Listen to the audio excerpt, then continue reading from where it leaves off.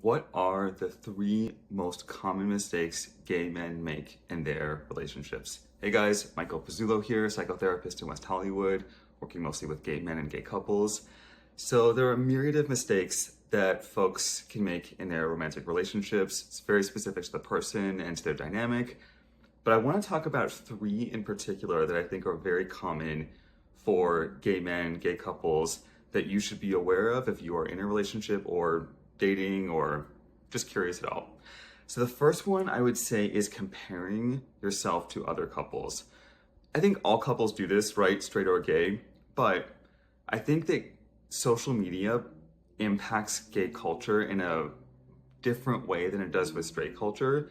And if you think about it, gay couples didn't grow up with role models, right? So a lot of our understanding of what's healthy, what's unhealthy, what's normal, what's not normal does come from our media sources. I mean, even right now, you're watching a video from a gay therapist telling you about, what he thinks a healthy couple should look like. So I think that because of that, because there's more of an influence from the digital sphere, from the media sphere on gay relationships, it's easier for us to then begin to compare ourselves to examples and archetypes that are put in front of us on our screens.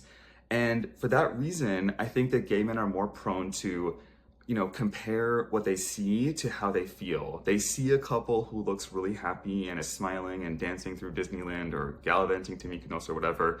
They assume that they're happy and they compare it to their own circumstances, which maybe their relationship isn't so perfect, or they're struggling with something, or they don't have the money to go on a fancy vacation. So there's nothing wrong with looking for role models and for guidance and all those sorts of things, but I do think it's important that gay men and gay couples are particularly discerning about who they're comparing themselves to, because I do think that we are encouraged a little bit to do so. Because again, I think for straight people, being in a relationship is just sort of a given. It's a no-brainer. It's not as special. But for a lot of gay men, we grew up feeling like this wasn't even possible. So there can be something kind of holy and sacred about it that can make those who are in relationships seem superhuman or something extra special that we can then, idolize and compare ourselves to. That's the first one. The second one I would say is not talking about monogamy or non-monogamy at the beginning. So a lot of gay couples, start off pretty clear. Both people want to be open or both people want to be closed. That's fine. And then people can renegotiate as time goes on. I think what often happens though is that couples don't discuss the topic at all sometimes, or the possibility that their stances could change.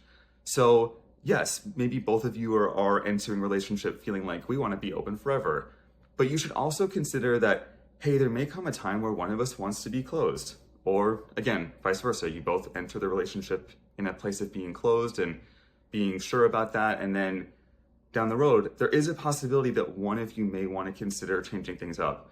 So I think it's good to talk about that concept ahead of time because it's really common in gay relationships and gay culture, at least right now, right? So there are relatively good chances that either one or both of you may change your stance, and you may want to open up that conversation earlier rather than later so it doesn't feel like such a, monumental task to do, 10 years in when you do change your mind or when something has evolved. So I think having that conversation earlier, doesn't have to be on the first date, but relatively early, I think can be really helpful and help open the conversation soon rather than waiting for something to build up and one person to get resentful and all those sorts of things we want to avoid. And then the last thing, I think this is the most important too, is in gay relationships are missing the moments to repair rather than repeat. So our relationships are the biggest source of healing, I would argue, but they can also be the biggest source of hurting us. Our relationships can repair old wounds or they can re-traumatize us by pouring salt on those wounds. So we want to be very mindful and careful that we're entering a relationship that supports healing rather than hurting. And unfortunately, or fortunately, the way psychology works is that we do seek what's familiar. So it is likely that you are going to seek a partner who is familiar to the dynamics you had with your parents. particularly unresolved issues. So it's likely that you actually may be drawn to someone initially because they are likely to re-wound you rather than help you repair something. So for example, if you grew up with a parent who was, distant and cold, and made you feel emotionally abandoned, it may be easy for you to be drawn to a person like that. So you want to be mindful of that, because if you end up being with someone who is, hurting you in the same way, and it doesn't mean that person is malicious or malintended, it may just be their personality, right? But you may end up with someone who actually ends up pouring salt in the wound, hurting you again, rather than ending up with someone who does the opposite and offers you a very reparative experience of, say you grew up with a parent who was, harsh and yelled at you a lot, right?